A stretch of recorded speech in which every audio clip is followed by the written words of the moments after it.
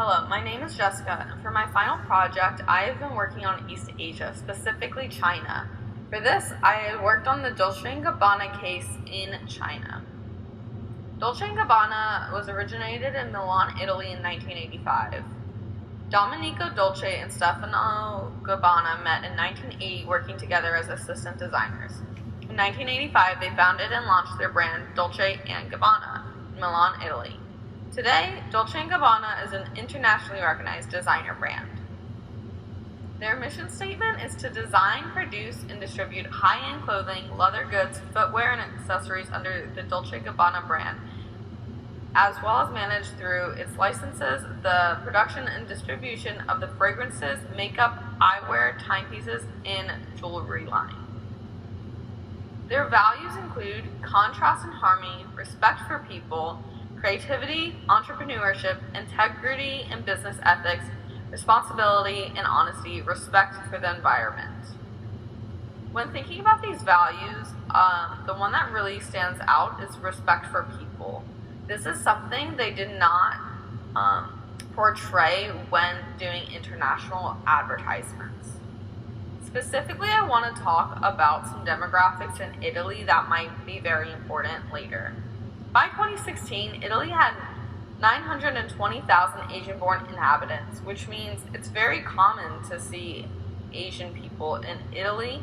Therefore, there's not really an excuse for how Dolce & Gabbana acted when producing a poorly done advertisement in China. Another important cultural dimension is that they're very individualistic. They have a higher indulgence than China and might seem a little more relaxed, and they're also very uncomfortable when they are around ambiguous situations. Therefore, when producing advertisements for other countries, maybe they are more uncomfortable with the situations. Getting into what happened when there was conflict with the Dolce & Gabbana brand in China, they released 3 short ads on November 21st in 2018. They used a Chinese social media network called Weibo to promote its upcoming Shanghai runway fashion show. The videos were titled as Eating with Chopsticks by Dolce & Gabbana, and overall this kind of mocked the Chinese language. It utilized Chinese folk music, and the videos kind of sexualized the woman showcased in the video. Going into China, China is a socialist system. It's led by the working class, and it's a fundamental system of the People's Republic of China. The Chinese Communist Party was founded in 1921. The Communist Party of China, which is the leader of the Chinese people since 1949. Speaking about some rights and freedom, China does have the right to work, right to receive education, and freedom of religious belief. China has a population of 1.393 billion as of 2018. I'm specifically pulling my stats today from 2018 because this is when the Dolce & Gabbana scandal happened.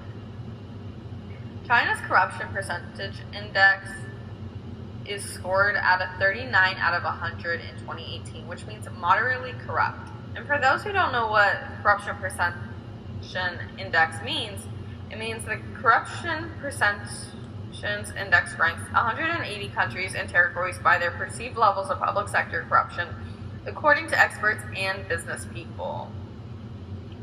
The economic situation in 2018 for China was second place for nominal GDP. The GDP growth has slowed significantly from 14.2 in 2007 to 6.6 in 2018. They have since made initiatives such as Made in China 2025, when they're going to start producing more, and it is the world's fastest growing consumer market. The unemployment rate in 2018 was 3.8%. This is relatively low and probably a very important factor when speaking about high-end, high-priced designer goods. The inflation rate, though, in 2018 was 2.1%, which therefore was affecting all spending done by the Chinese citizens. So, speaking about literacy rates, the definition of literacy rate from UNESCO is total number of illiterate persons in a given age group, expressed as a percentage of the total population in that age group. So overall for 2018, the literacy rate was 26.84%. This was a 1.72 increase from 2010, and as you can see by this chart here, the literacy rate has shot up and the amount of illiterate people has greatly decreased. China in media, so as far as the media system, there are a ton of restrictions that do happen on a regular basis, and we are currently seeing those today as regards to COVID and journalists and international news. So in the media system, there's a lot of issues that have to do with journalists as well. They might not be able to do news in China, and then China does allow for freedom of speech, and that's why I thought it was important to include some of their rights and freedoms. But as you see in this government system, that the China government does regulate the media. As far as media penetration, it is a 71% rate in 2018. I want to specifically talk about Weibo. Has a 35.8% application. This is where Dolce & Gabbana did release their ads, but this is a much lower rate compared to some of the other top known applications where people in China do get their information from. So it's kind of an interesting aspect that Dolce & Gabbana, such a large brand, did choose to use an application to do their advertisements that does not get as much viewership. In this end, this might have helped them since their advertisement did go very poorly. So Weibo had 431 million users in 2018, but mind you, this was lower than some other known applications.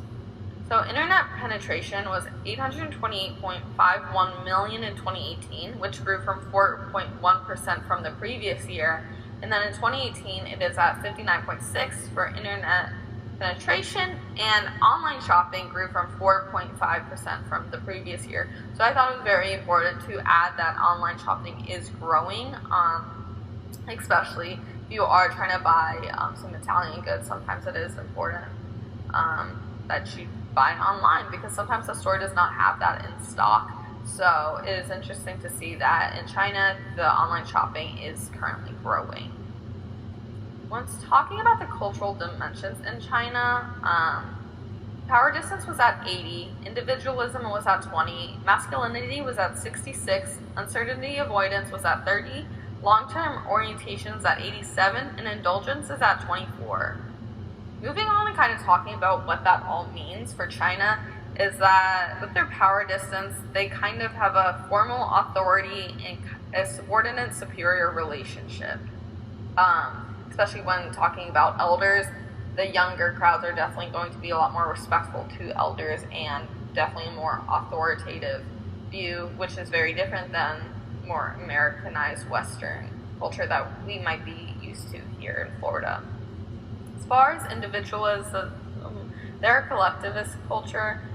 Their in-groups might affect even hiring and jobs, so this kind of has a perception of your friends have a lot of influence, your family has a lot of influence, and you really need to know people or have a very tight-knit family.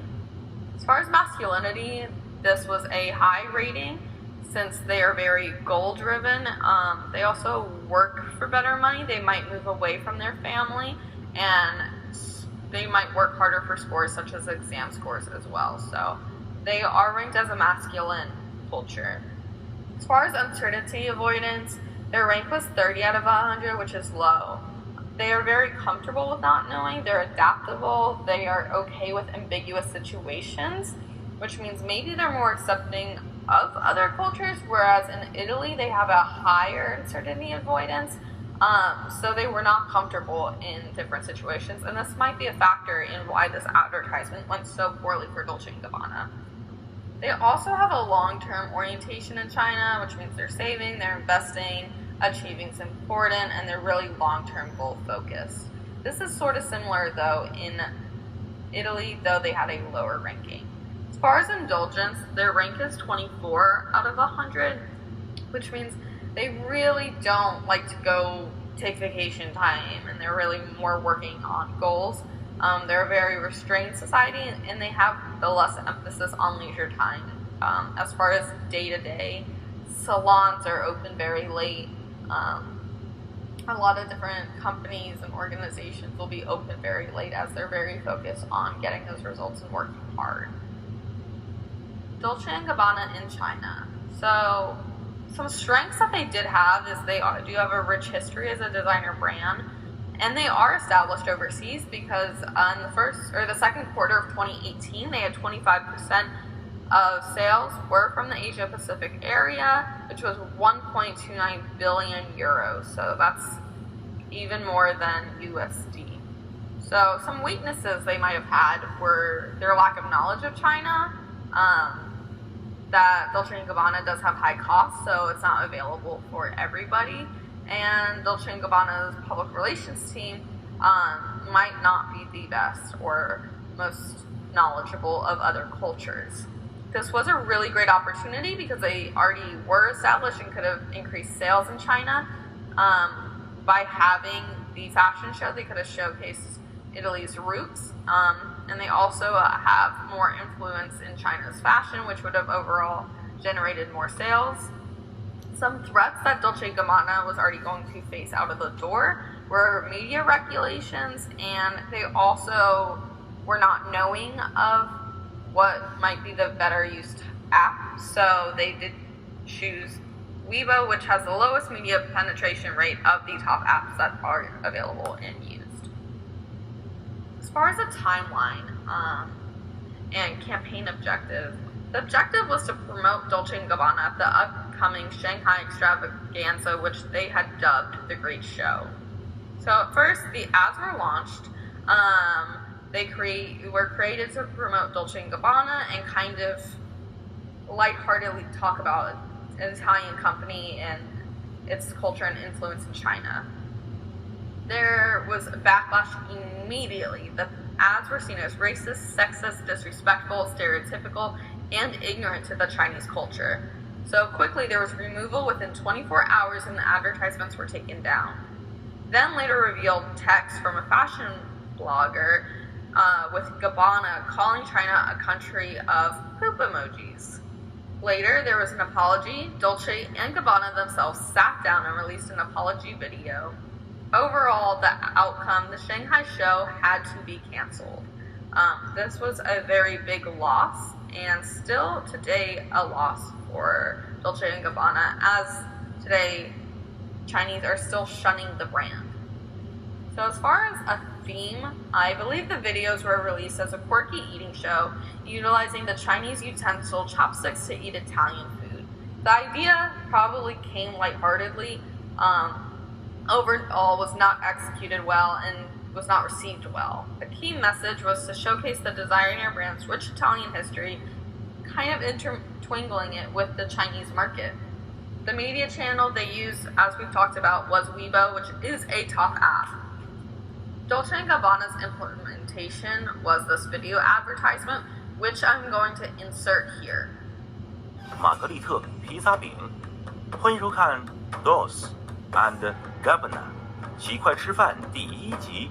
今天我们首先要向大家展示如何用这种小棍子形状的餐具来吃我们伟大的传统玛格丽特披萨饼。你们是不是一手拿一根，像小刀一样切一块披萨饼呢？不是这样。对，这样就对了。所以就是像钳子一样夹住一块披萨饼，直接送进嘴里。哦，别让奶酪滴下来。Bravissimo! So, when speaking about Dolce & Gabbana and goals achieved, the goals were not achieved. They lacked empathy and research, so they lost millions for their brand. Overall, this was a very detrimental loss. Dolce & Gabbana's actions afterwards was removal of offensive advertisements, issuing a statement, and personalized an apology video from the founders, Dolce & Gabbana. Overall, Dolce & Gabbana has yet to make a recovery in China's market. Asia Pacific dropped from 25% of revenue in 2018 to 22% of all revenue in 2019 for the brand. Some key takeaways are to research your brands and research your host country's values. Mistakes can have astronomical damage, and saying sorry is not always enough. Some of my recommendations specifically for Dolce & Gabbana is to learn the differences from Italian and Chinese culture, respect China's values and culture while maintaining D&G's core values. Since it has been 2 years, make a statement about efforts in creating change and working for China's respect back. And then also creating the apology video in Mandarin, the most popular language in China, because the video did have subtitles, but overall was made in Italian, and maybe a voiceover in Chinese would have been better to portray their apology. Overall, thank you guys so much for listening.